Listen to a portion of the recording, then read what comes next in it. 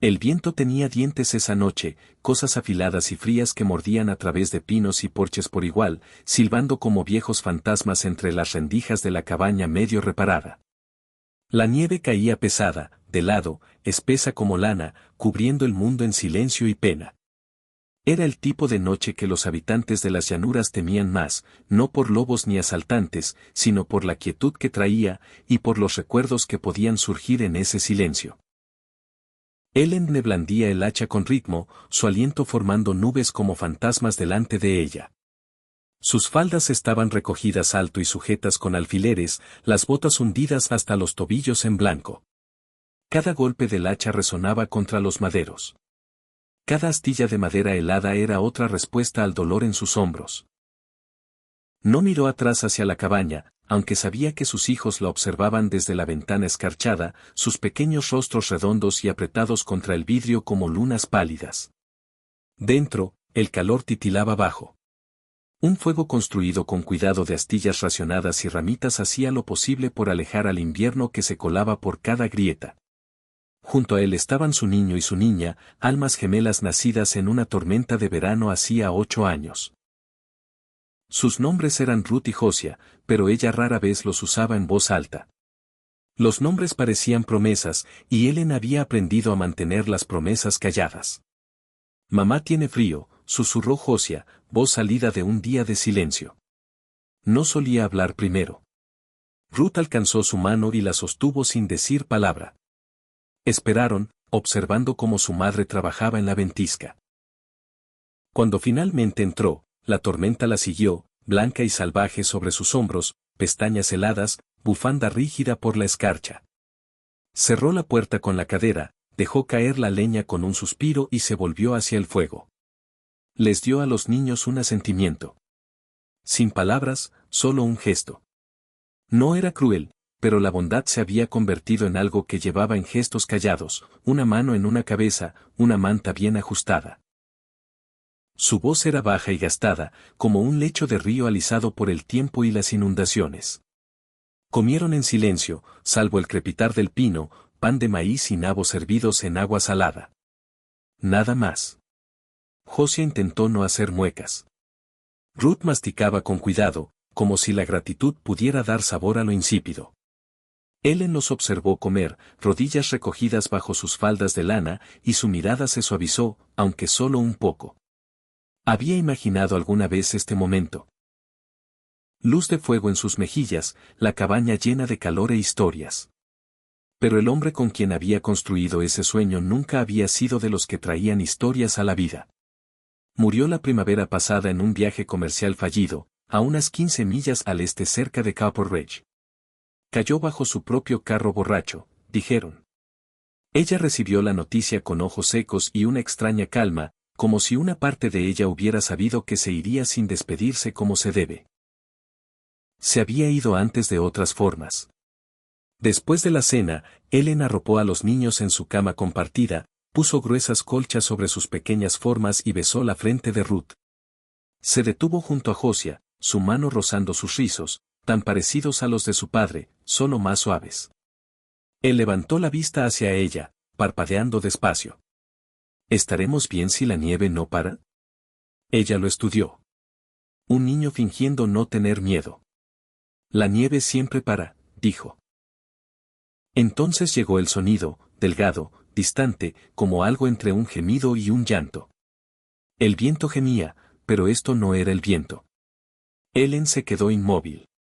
Años viviendo sola al borde de la nada le habían enseñado el lenguaje de las tormentas, de las criaturas, del peligro. Este sonido no nacía de la naturaleza. Era humano. Quédense aquí, dijo, ya alcanzando su chal, el cuchillo de caza del estante. Sus manos eran firmes, su corazón más callado de lo que debería. Salió a la noche, la nieve cegaba, la luz del farol apenas tallaba la oscuridad, un oro tembloroso que hacía arrastrarse las sombras. Pasó el granero, hacia el borde del corral, donde había venido el sonido. Allí estaba, medio enterrado en nieve, como un espantapájaros olvidado dejado por el viento.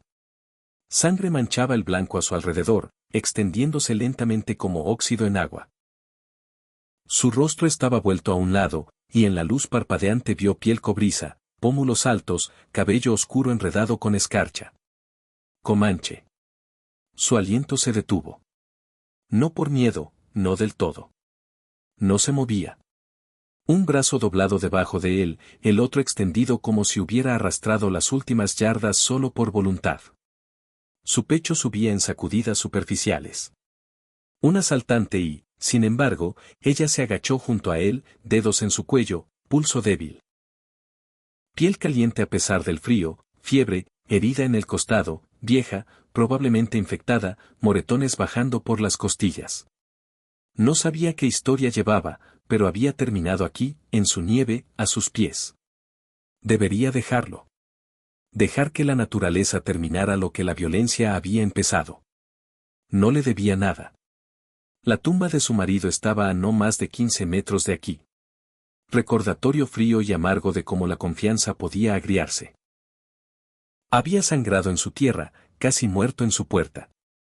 No podía explicarlo, pero vio algo no solo roto en él, sino resistente, como las montañas después de un incendio. La voz de Ruth llegó con el viento. Mamá. Ellen miró hacia la cabaña. Sus hijos esperando. Envainó el cuchillo. No lo hago por ti, susurró al hombre en la nieve. Lo hago por ellos. Arrastrarlo fue como tirar piedra a través de la tormenta. Pasó los brazos bajo los suyos, gruñendo por el esfuerzo. Botas resbalando en hielo. Cada aliento un ardor. La nieve los tragaba mientras se movían. Dos sombras cosidas por necesidad y azar. Dentro el calor los recibió como viejo amigo, inseguro de si debía quedarse. Los niños jadearon cuando ella lo dejó caer en el suelo junto al fuego. Traigan los trapos limpios, dijo. El whisky también. Ruth obedeció sin preguntar. Josiah se quedó atrás, ojos muy abiertos. ¿Está mal? Susurró. Está herido, respondió ella. Eso es todo lo que sabemos por ahora.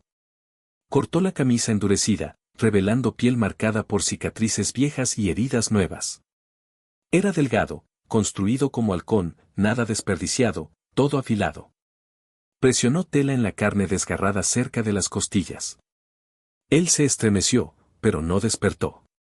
Los gemelos observaban, callados. Limpió la herida, vertió whisky sobre ella. Su aliento se entrecortó. Un ojo se abrió apenas, ámbar afilado y nublado por el dolor. La miró un momento, confusión bailando allí como humo. Luego volvió a desmayarse. Ellen se sentó atrás, limpiándose las manos en la falda. La tormenta afuera rugía aún. El fuego siseaba mientras la nieve se derretía de su piel. Miró a sus hijos, al hombre, a la nieve en sus pestañas. Esto cambiaba todo, pero no sabía cómo, aún no, solo que el viento ya no sonaba tan vacío. Al amanecer, la tormenta se había suavizado en silencio. No más viento arañando las contraventanas, no más gemidos del bosque más allá, solo nieve, espesa, segadora, intacta, capa sobre la tierra como sudario. La cabaña estaba medio enterrada en ella, la chimenea susurrando humo a un cielo pálido, un mundo amortiguado en blanco. Dentro el fuego crepitaba bajo y constante, latido para la casa. Ellen se sentó junto a él, mangas arremangadas, rostro demacrado, manos manchadas de sangre seca y el dolor de la decisión. El hombre comanche yacía en el suelo donde lo había dejado, envuelto en colchas, brillo de sudor en la frente. Su herida había dejado de sangrar, pero la fiebre permanecía. Murmuraba en una lengua que ella no conocía, inquieto, cuerpo girando ligeramente como si huyera de algo incluso en sueños. Los niños observaban desde su rincón, envueltos en su propia manta como polluelos en nido. Josiah mordía un hilo del bajo. Ruth miraba al hombre, ojos firmes como intentando decidir qué era. No se había movido desde medianoche. Su respiración se había calmado un poco, ya no tan entrecortada. Pero Ellen sabía que la infección era una sombra con muchas formas. Había visto hombres morir días después de que las heridas parecieran limpias. Había visto cómo la fiebre podía encoger un cuerpo como fuego encogiéndose papel.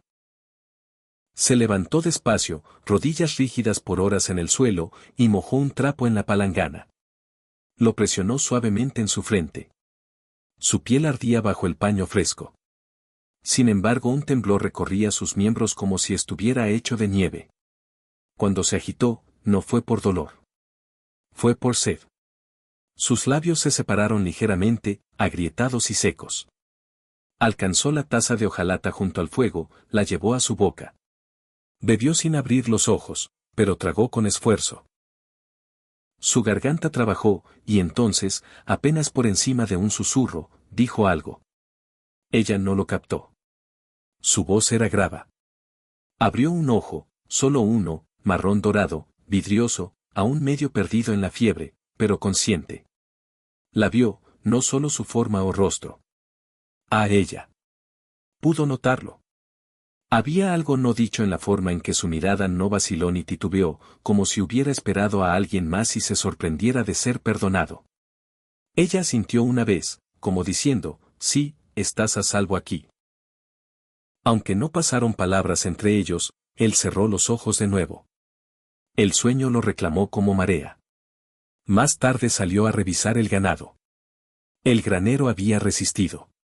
La nieve amontonada alta contra las puertas, pero el tejado no se había derrumbado. La vaca, Daisy, mugió una vez. Las gallinas cloquearon ofendidas por el frío. Ellen despejó lo que pudo, las alimentó con manos lentas y practicadas, luego regresó a la casa con un fardo de leña y hombros cubiertos de escarcha. El extraño estaba despierto cuando volvió. No del todo, pero suficiente. Intentó sentarse, falló, gruñó bajo y agudo, cayendo atrás con un siseo de dolor. Josiah se sobresaltó al sonido, luego se escondió detrás de su hermana. Ruth no se movió. Ellen cruzó la habitación y se arrodilló. No, dijo, voz suave pero firme. Se lo rasgará peor. Sus ojos encontraron los de ella otra vez. Esta vez más claros. Levantó una mano despacio, señalándose a sí mismo, luego se tocó el pecho ligeramente y dijo. Tao. Era un nombre o algo parecido.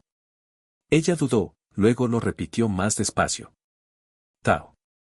Él parpadeó, casi un asentimiento. Intentó hablar de nuevo, pero se estremeció y cayó. Ellen no dijo más. No conocía su lengua, y él apenas parecía captar la de ella, pero los nombres eran un comienzo, y el silencio tenía su propio lenguaje. Los niños seguían cautelosos, Josiah especialmente. Se quedaba cerca de su lado, ofreciéndose a partir astillas solo para estar afuera. Ellen lo dejaba, observando desde la ventana, corazón retorciéndose con vieja culpa. Era demasiado pequeño para cargar sospecha, pero el mundo se la había metido temprano.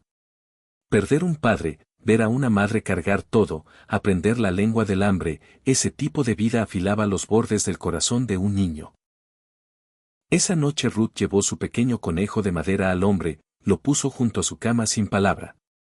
Él lo miró mucho tiempo, luego a ella, asintió. Cuando Ruth volvió a su manta, dijo. No es malo. Ellen no respondió. No quería mentir. Ni a sí misma, ni a los niños. No sabía qué era él. Solo sabía que no había alzado una mano. No había amenazado. Había sangrado callado en su nieve y aceptado su cuidado como si le sorprendiera. Se quedó en el suelo junto al fuego 4 días. La fiebre rompió al tercero, sudor empapando las colchas, su aliento volviéndose calmado y parejo. Ellen cambió el vendaje 2 veces al día, limpió la herida, le dio caldo, levantó su cabeza cuando era lo bastante fuerte para beber. Nunca preguntó por qué.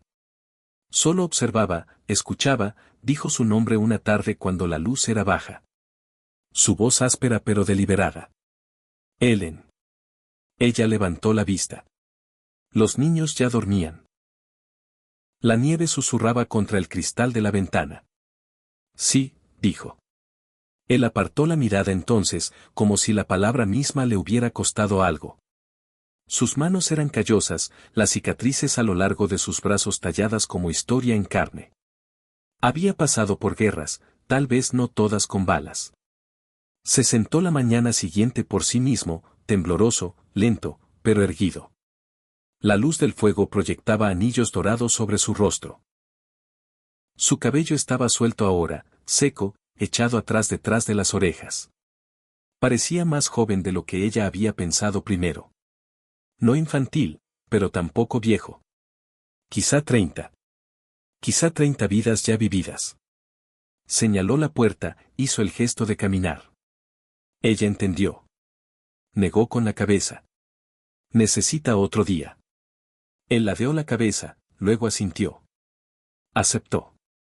Esa era la cosa extraña, como aceptaba fácilmente su guía. No por debilidad, sino como si confiara más en su juicio que en su propia terquedad.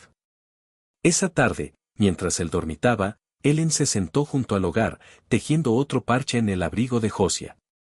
Miró la forma del hombre, su pecho subiendo despacio, sus dedos moviéndose de vez en cuando en sueños, y se preguntó de qué mundo venía, qué había visto, que lo había empujado tan al norte, a tierra de nieve, a su vida. Se dio cuenta entonces de que no había alcanzado una vez un arma, no había pedido una, no había mirado hacia su cuchillón y al viejo rifle sobre la puerta. Ese silencio tenía peso. Un golpe la sobresaltó. 3 golpes fuertes en la puerta. Se levantó, corazón saltando, y abrió solo lo suficiente para ver. Era Ellis, vecino más abajo, viudo, barbilla áspera y siempre oliendo a humo de pipa. Había ofrecido casarse con ella una vez después de la muerte de su marido, pero ella había sabido que era lástima disfrazada de protección. La tormenta por fin pasó, dijo, mirando más allá de ella hacia la cabaña. Pensé que pasaría a ver. Oí del jinete del correo que alguien vio huellas cerca de tu granero. Ella sostuvo la puerta firme.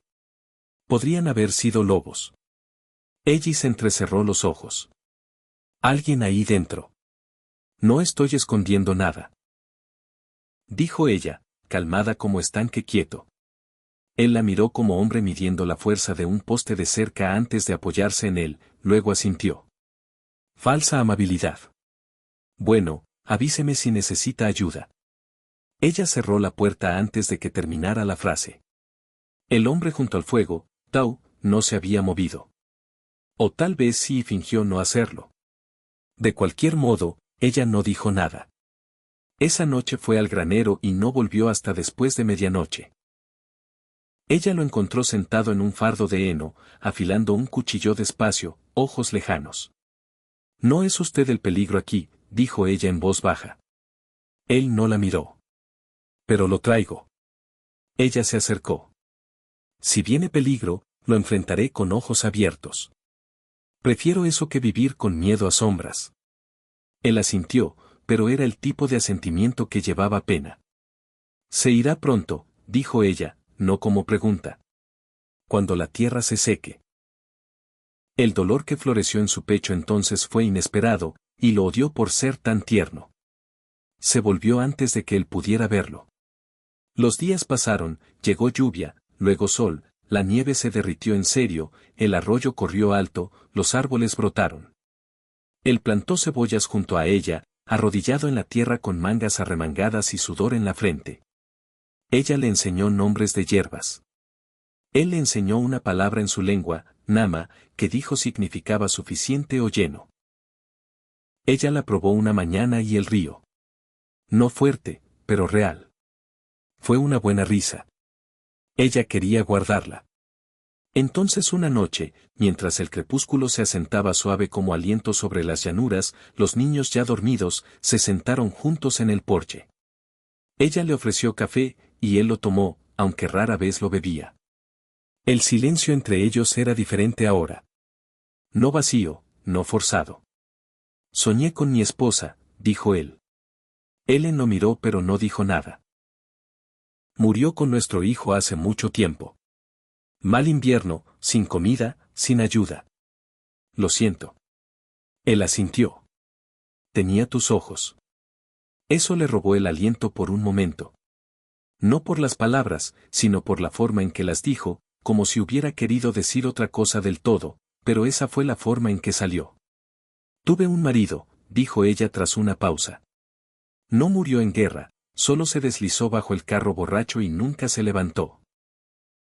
No lo extraño, pero lamento lo que pensé que podría haber sido. Tao miró las estrellas. El duelo es extraño. A veces suena como pájaro, pequeño, siempre cerca. Ella volvió el rostro al cielo. Un solo halcón giraba sobre la cresta, oscuro contra el crepúsculo. ¿Se quedará?, preguntó, sorprendiéndose a sí misma con la desnudez de la pregunta. Él no respondió de inmediato.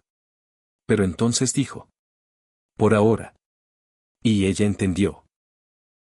Era lo más que podía dar, y era honesto y era suficiente. Ella sonrió. La noche contuvo el aliento a su alrededor. Dentro los niños se movieron en sueños.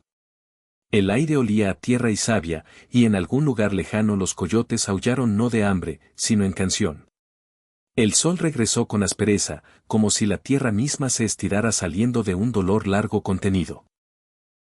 Secó el último de la nieve, convirtió el barro en arcilla y persuadió a los crocus a florecer a lo largo del camino de la cabaña. Los días se habían alargado, pero en el pecho de él el tiempo parecía empezar a doblarse sobre sí mismo. Momentos callados durando más de lo que deberían. Buenos días significando más de lo que nunca habían significado. Tao construyó una nueva línea de cerca esa semana. La vieja se había inclinado bajo el peso del invierno, y sin que se lo pidiera, tomó sobre sí reparar lo caído. José ayudó, llevando clavos en una lata abollada, mientras Ruth recogía restos de madera para astillas. Ellen los observó desde el porche, una mano descansando ligeramente en la cadera, la otra sombreando sus ojos. El hombre que una vez yació muriendo bajo su granero ahora estaba erguido bajo un cielo brillante, martillo en mano, mangas arremangadas hasta los codos, fuerza callada en cada movimiento. Parecía pertenecer, como si esta tierra con todos sus bordes ásperos y perdón lento lo hubiera reclamado.